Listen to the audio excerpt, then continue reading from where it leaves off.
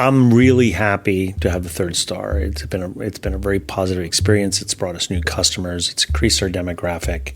It's increased people's awareness of it. But, we didn't cook for 3 stars. I mean, we were aware of it.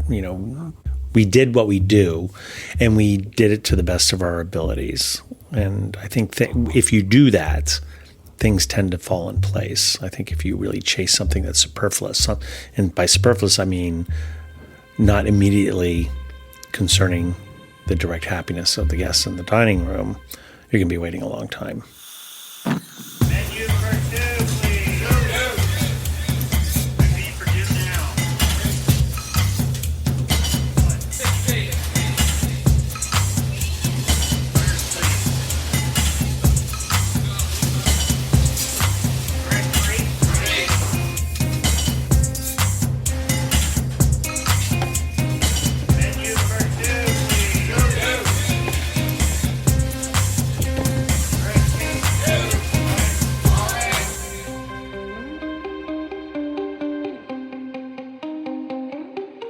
This is Copper and Heat, a podcast exploring the unspoken rules and traditions of the kitchen. I'm Katy Osuna. You're listening to our first season, Be a Girl, all about women in fine dining kitchens. We're going to switch it up a little bit for this episode. You've been hearing from all sorts of cooks and chefs in the last 5 episodes, and we really wanted to focus on the people that you don't hear from very often, if ever. The people that work outside of the spotlight in the fine dining world. This episode, you're going to hear from one of my personal role models, someone who has very much been in that spotlight throughout his career. He and I talk about some of the big themes that we've been covering throughout this season. The supposed merit-based and hierarchical system that rules fine dining kitchens. Brigade. There's already a hierarchy and a tiering system in kitchens. And when you throw something petty into it, like gender, it's shit. It's shit to me. You might be the chef de cuisine, but you're a woman. I don't have to listen to you. What dick did she have to suck to become chef de cuisine? No, she's just a better cook than you. What it's like to be the odd one out as a woman in a male-dominated industry. There's only ever one, I swear to God. There's only ever one in the kitchen. Yeah, you're not like other girls. Yeah, I've gotten that a lot. A girl walks into a kitchen, what's going through every guy cook's head? Let's be completely honest here. What it takes to make it in the kitchen. You need to stand your ground, more so if you're a female, because the guys will try to make you out as that sensitive girl. How many times are you called a pussy or something for being upset in the corner, get your shit together, get back on the line, and stop being a little girl about it. People are always like, oh, this new generation of cooks are so soft. Well, I got yelled at. Let me yell at you. Did that work for you? You're like a dead person inside. And just because you went through shit doesn't mean that we can't change that. The demands of restaurant jobs on the lives of cooks. Balance. The word balance in the kitchen it's like a unicorn. I always feel so lucky that I met someone before working in fine dining. You want to think that it exists, but you've never really seen one in your life, but you just want to keep on believing that it's there, And what it takes to work your way up to the most coveted title in the cooking world. Chef. Cooking at home is great, but I don't think that makes you a chef. My family would always be like, "You're not a chef yet? You went to school for it?" I'm like, "That's not how it works." It was just people playing to gender roles. Somehow, a woman couldn't be a professional cook. It has to be a man.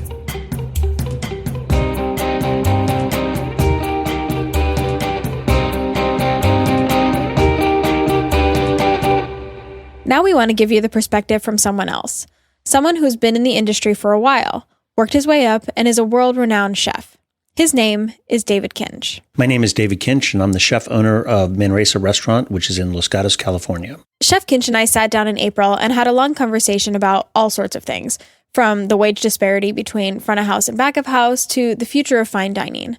This episode is edited down to the parts of the conversation that focus on the core themes we talk about in this season. But if you'd like to hear the whole thing, it's up on our website. It was a great conversation, so if you have some time, go check it out. I'm not going to lie, it was really bizarre for me to edit this interview. 3 years ago, when my husband Ricardo and I moved to California, I immediately chose Manresa as the restaurant I needed to work in. Chef Kinch is a huge role model of mine. So to be sitting in my living room listening to an interview that I did with him, it was super wild. Because Chef Kinch is all over the place. Manresa was awarded 3 Michelin stars the last 2 years in the 2017 and 2018 guides. It's also a member of the prestigious food and beverage organization Relais and Chateau. Chef Kinch won a James Beard Award and even an Emmy for his role in the PBS series Mind of a Chef. The culinary vision, if you have to put a label on it, I described as contemporary California. I would like the restaurant to be representative of my own personal vision of what I want the restaurant to be, but also of where it is. We're on the central coast of California in the Santa Cruz Mountains, right by the Pacific Ocean. We work with certain products. We have a certain ethos, and I want the restaurant to reflect that.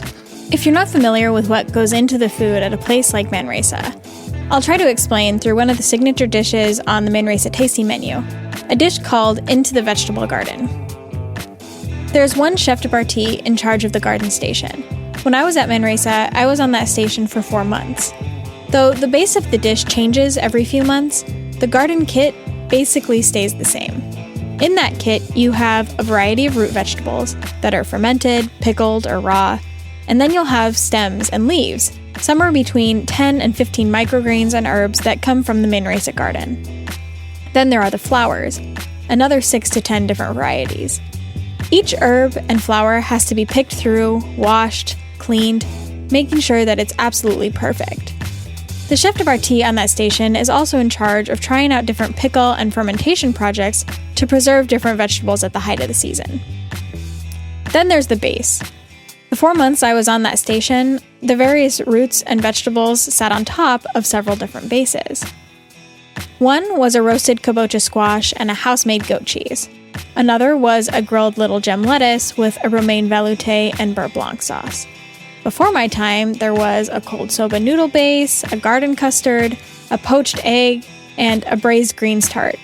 At any given point, there can be over 20 different components to the dish, and one person handling it. All for one dish and a meal that contains over 10 courses.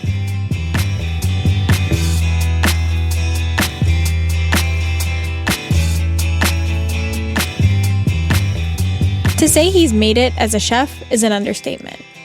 So as I planned out this season, my pie-in-the-sky goal was to interview Chef Kinch. And as I talked more and more to the people that work day-to-day in a kitchen, the more I knew I needed to get someone with his perspective. A business owner and a chef who's worked his way up through what some might call the old-school restaurant environment. I started in the front of the house for a little bit when I started working much more seriously, but I was enamored with the cooks. I saw the cooks working with fire. They were slightly profane. They were like the crew of a pirate ship.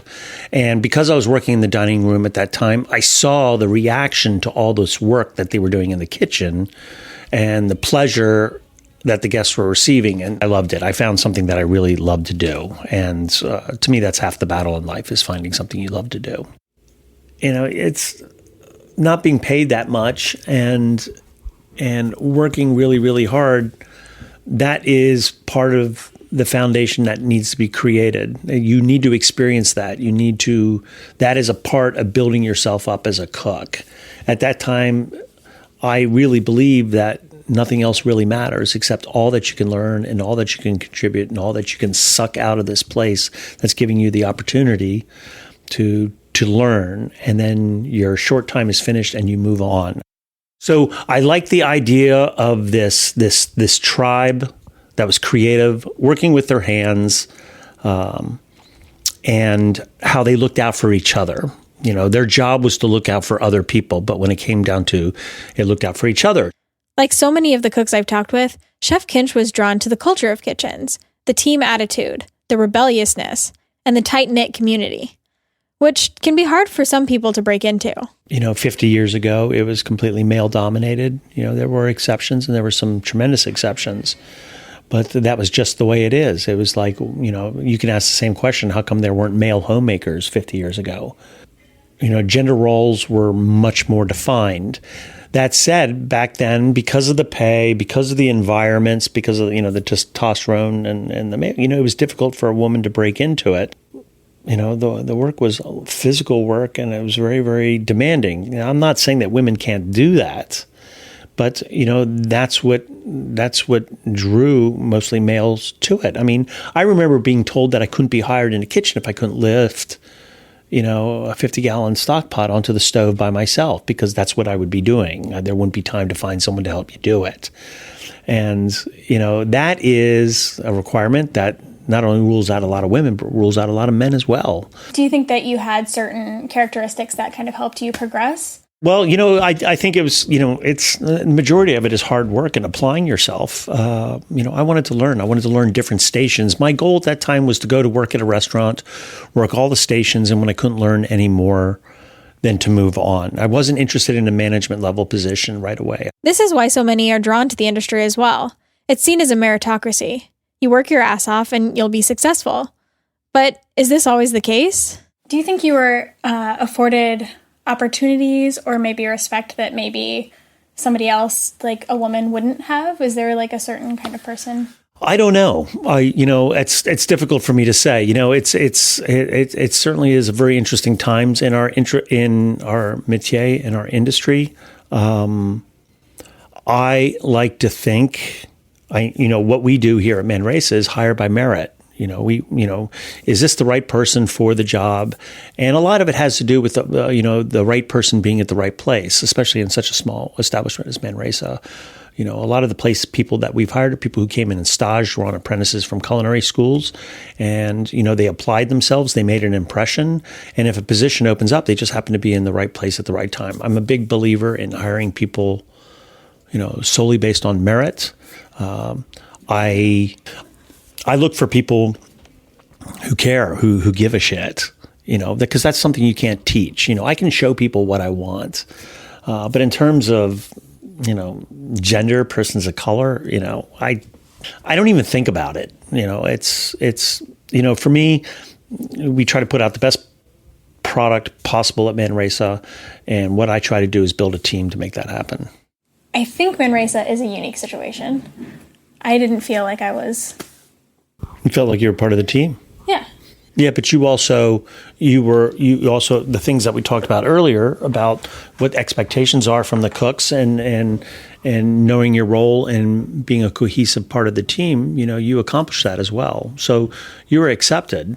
You were accepted. You weren't accepted because you were a woman who was cool. You were accepted because you were someone, regardless of whether you're male or female, who was doing the job and was a part of the team. Mm-hmm. I mean, that's how I view it. I don't think, wow, she's a great cook and she's doing a great thing, and she's a girl.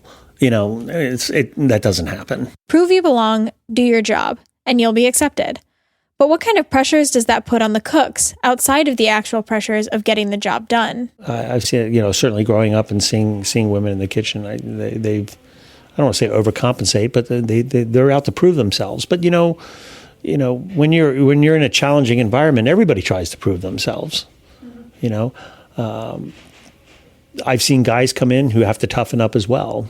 This is something I hear a lot in the industry. You have to suck it up, deal with it, toughen up. And a lot of chefs who have worked their way up over the last 40 years are lamenting the quote-unquote good old days, saying that cooks these days are soft. I hear frequently is that like this generation of cooks is really soft or weak or something, and that they just don't have to work as hard, and therefore you get less creativity, less talent. I mean, what do you... I don't know. A lot of it has to do with, the legality of it. Labor laws have changed dramatically. The way people are paid has changed dramatically. I understand that. It makes perfect sense to me. In terms of, it places tremendous pressure on, a more traditional fine dining format. How do you kind of cultivate that environment? Because I noticed you don't yell very often. Is that a conscious? Well, that's a recent and new development. I think a lot of it is, based upon personal maturity. You get older. I was stressed out. There's things I wanted to achieve. I was impatient. The environment that I grew up when I was a young cook was much more physical and much more loud and demeaning in a lot of ways. I never really let it bother me. I've been kicked. I've been pushed.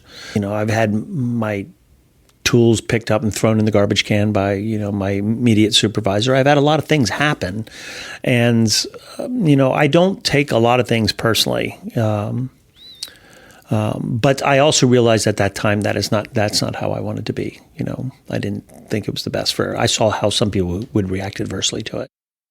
You have to manage by respect. What you're trying to do, you're only as good as your team. So you have to do the best you possibly can to take care of them and to motivate them the best possible way. My rule is that you treat people the way that you want to be treated. You show respect for your peers, you show respect for the product, and you show respect for yourself, by showing up on time and exhibiting a certain sense of responsibility. The Manresa kitchen, it's designed where everybody has like a water source and counter space and refrigeration and a place at the stove and room to work. And we even have natural light from the sun, with the windows in the kitchen. So they are given the physical environment to succeed. But in terms of the culture itself, I am not a believer in being a lifeguard. I'm not a believer in holding people's hands. I want to show people the way to do things.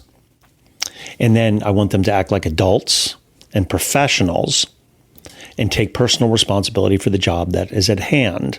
And the stakes and the expectations are high. With the third Michelin star, there's not room for a lot of excuses. The way I see it is with the amount of covers we do, we're never in that stressed out running around in circles like a lot of kitchens are. I think the cooks are afforded an opportunity to work methodically, thoughtful. They can be responsible for every action they make, staying focused to offering the best product possible. Plus, I've given them the environment to do it in. The trade-off is, and what my expectations is from them, is that it has to be perfect. With expectations like that, there's obviously a lot of pressure for the cooks, but for the chef and owner as well. With those pressures, how do you find a balance between work and your life? Going off of that, from the cook side, how do you there's this pressure to be perfect, to like dedicate yourself to it. How do you find a balance, or how do you help your cooks find a balance? Lead by example, work hard, play hard. We have long work days at Manresa, as you know, but we also have 2 days off a week. I think we take breaks. I need them myself.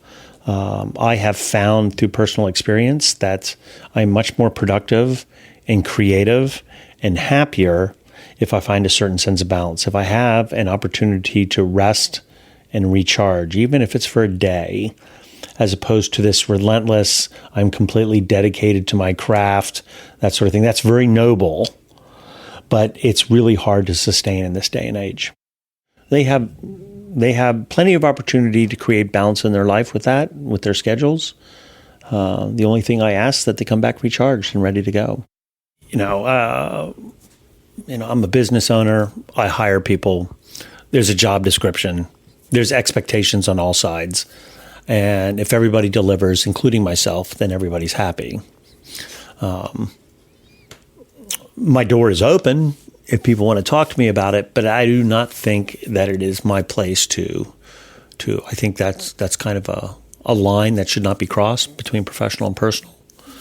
All I can do is speak for myself and create opportunities for them, but that's really all I can do.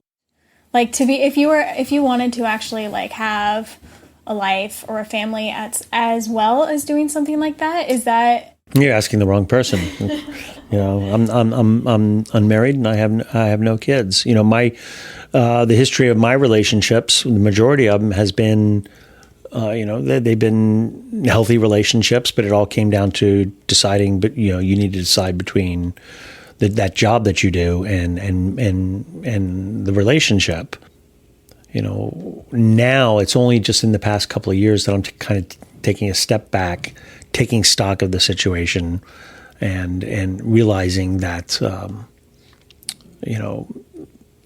finding balance and being healthy and being happy makes things more creative. And that might be just a process of me being older.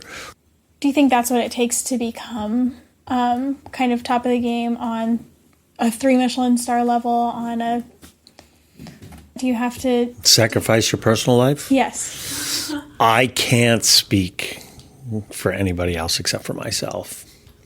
My goal, I'm really happy to have the third star. It's been a very positive experience. It's brought us new customers. It's increased our demographic. It's increased people's awareness of it. But, we didn't cook for 3 stars. I mean, we were aware of it. We did what we do, and we did it to the best of our abilities. And I think that if you do that, things tend to fall in place. I think if you really chase something that's superfluous, and by superfluous, I mean not immediately concerning the direct happiness of the guests in the dining room, you're going to be waiting a long time. The role of the chef, especially one who's also an owner, is to guide the restaurant's vision. Manresa has a vision, an aesthetic, something that everyone who works there has to buy into in order to provide the guests with a certain experience, the experience that Chef Kinch designs. It's like haute couture. It's like you're stitching a dress, a really complicated and gorgeous dress with amazing material. You can't do it by machine. You have a person who's really good at it, and they take their time and they do it correctly. Then again, a $35,000 dress is not for everybody. It's only for a certain amount of people in the world who appreciate the work and the effort in it and understand its beauty. And because of their passion for that sort of thing, they pursue it. And I think fine dining is a lot like that too. I mean, Manresa, we feed 50 people. We feed 250 people a week. That's it, and is our restaurant not for everyone? No. Is it expensive? Of course it is.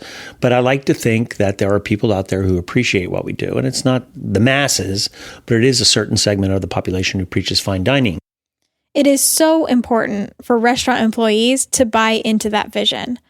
When it comes to cooks, commitment to the artistic vision set out by the chef is the main draw. You may think that because a tasting menu at somewhere like Manresa is expensive, like that haute couture dress, then restaurants are raking in the money, but it is truly a labor of love to work in or own a restaurant like Manresa. I tried the best I can in a responsible way, responsible to my partners and responsible to my business model, to give the cooks as much as I possibly can. But, I got 40 employees for 50 people a night. I got a crappy business model to begin with. It's called fine dining. The thing to do is to have 6 people in the kitchen, cut the menu prices in half, do 3 times the amount of covers, get rid of a tasting menu, do a la carte. Boom. There's a responsible business model. I'm sure my partners would be happy if I did that. But we're trying to accomplish something here. We have a vision at the restaurant. So the people who work here, I have to make sure that they buy into the vision. They're not here for some sort of paycheck. I understand, I need a paycheck too. Same thing. When people don't make a lot of money, it's hard for them to be motivated for more than a short period of time. That's the one reason why transitions in kitchens are people stay 9 months, 12 months, 15 months, and they move on. They move on sometimes for 50 cents more an hour. That's pretty degrading stuff. And, especially what they're devoting their life to. Now, for restaurants, that's a real pain in the ass because I hate to train people.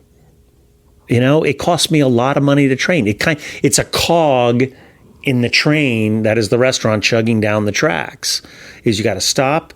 You got to have cross training. You're paying 2 people at the same time. You have to spend time to train them.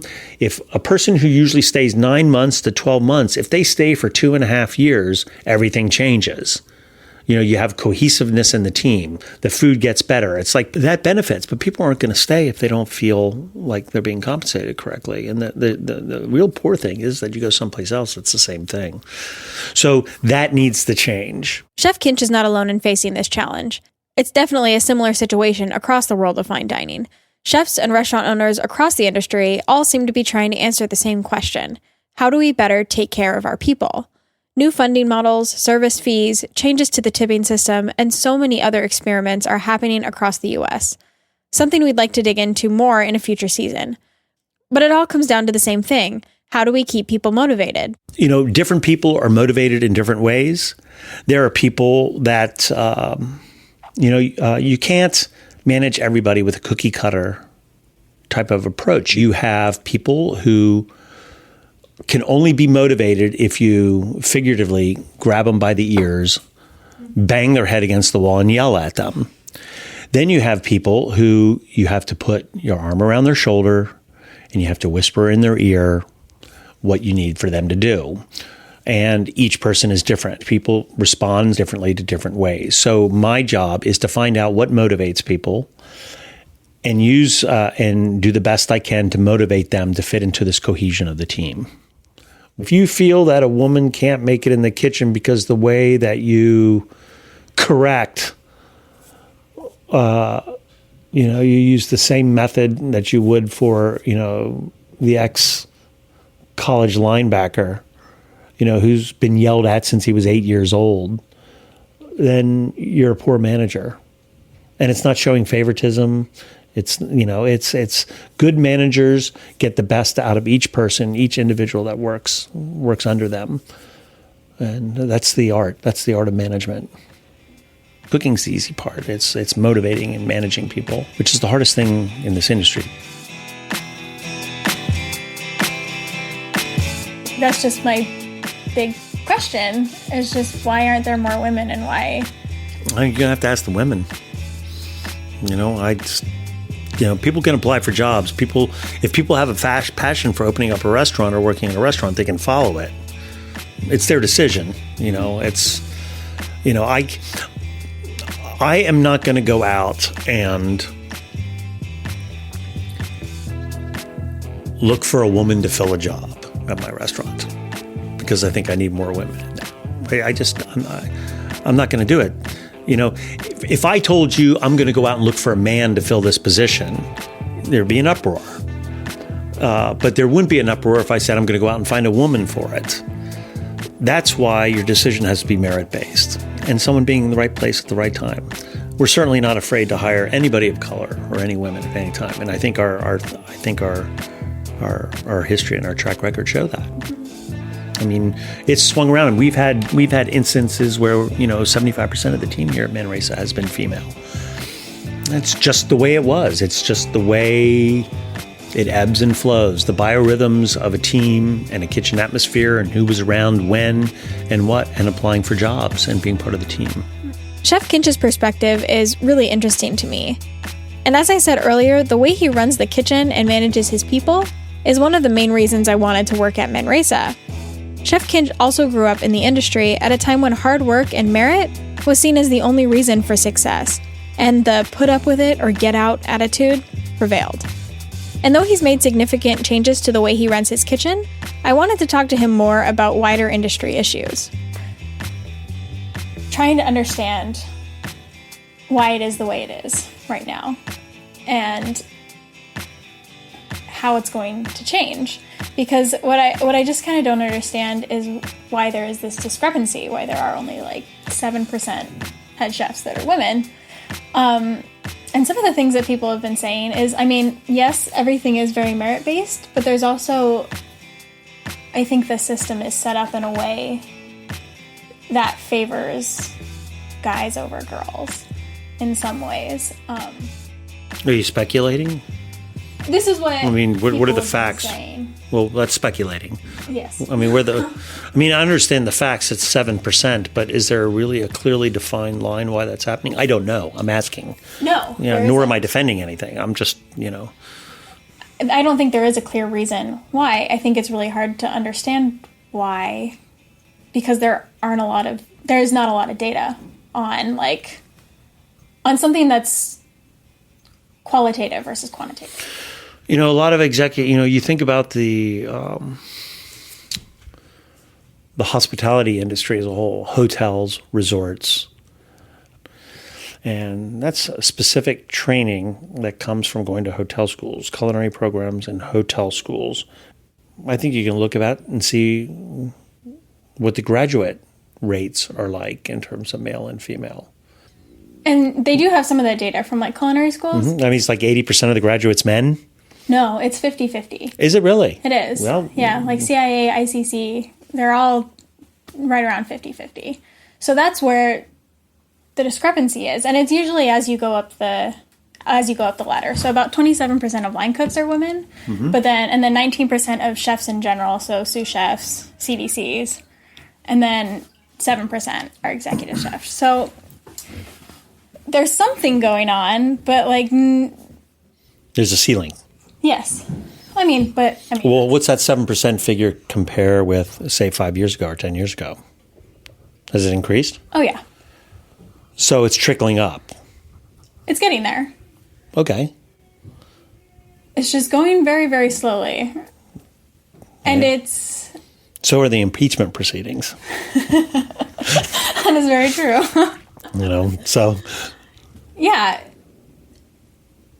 I just wonder, and I think a lot of women in the industry wonder the same thing, is how do we break through that ceiling and make things role models, change? maybe. Celebrating the and acknowledging the leaders in the industry that are women. I think you're starting to see a lot of that. I think James Beard's going to be a women's fest this year. It's going to be a big one. You can count on it. I think the media has to play its role. I think you're starting to see that too. You're starting to see an emphasis on diverse types of cuisine, more female roles. I think this is a really bad and rash generalization, but guys tend to cook for themselves. They tend to cook competitively. They tend to cook for, I don't want to say media attention, but they want to cook to increase awareness, and they cook for each other, and it's competition. How's that for a rash generalization? The other side of that rash generalization is that women who cook and are in positions of owning a restaurant and everything, what I notice is that they tend to cook to nurture. They tend to cook for people and for caring for people. And I'm not saying that guys don't do that, nor am I saying that women are not competitive and want to succeed in business. That's not what I'm saying. I think what you are starting to see, what you need to see from the media is, instead of celebrating the restaurants that are competitive and award-winning all the time and that sort of thing, but starting to pay attention more to the restaurants that present a side of a particular culture, or restaurants that are nurturing and not necessarily a starred restaurant. I think the media is going to play a big role. They have to play a big role in promoting more nurturing restaurants and kind of out of that tunnel visioned, glossy food magazine, trendy restaurant, which I think tends to be run by a lot of guys, flavor of the month sort of thing. I may be wrong in that as well, but that's a very casual, speculative observation. Mm-hmm. The public is the court.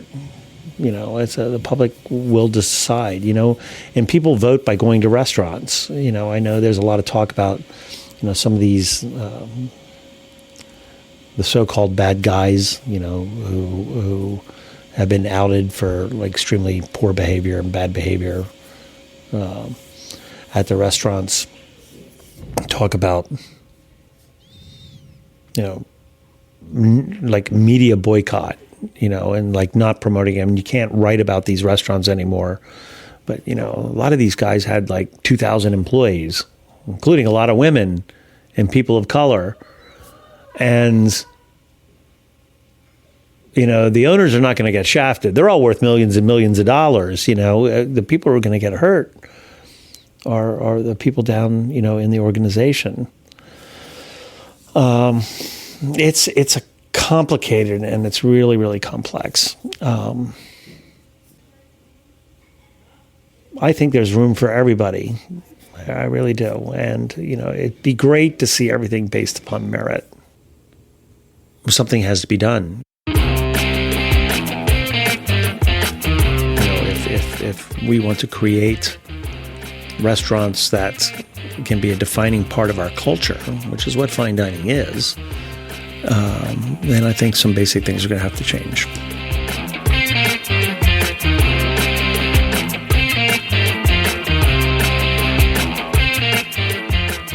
In the next episode of Copper and Heat, we get the perspective from some more of the most influential and groundbreaking chefs in the Bay Area. The New York Times and Yerba Buena Center for the Arts hosted a conversation about labor and wage issues, the Me Too movement, and other Bay Area food issues.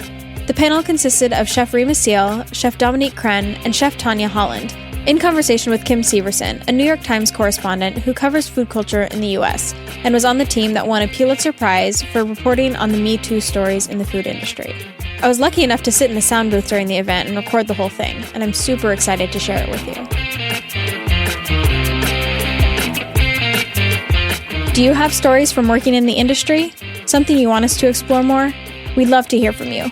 Send them to hello@copperandheat.com or call 208-718-2719. Be a Girl, the first season of Copper and Heat, is produced by me, Katy Osuna, and Ricardo Osuna. A huge thank you to Chef Kinch for taking time out of his busy schedule to sit down with me. A special thanks as well to Rachel Palmer and Clancy Magnuson for editing help. Check out our website, copperandheat.com, for the full interview with Chef Kinch. Don't forget to subscribe to us on iTunes, Stitcher, or wherever you get your podcasts, and leave us a review. It helps us a ton. Tell your friends, tell your mom, tell your cat. We could use all the help spreading the word. Head on over to Twitter or Instagram and find us at Copper and Heat. All the music you hear is produced by us under the name Gamma Gardens. And finally, thanks to all of you for listening.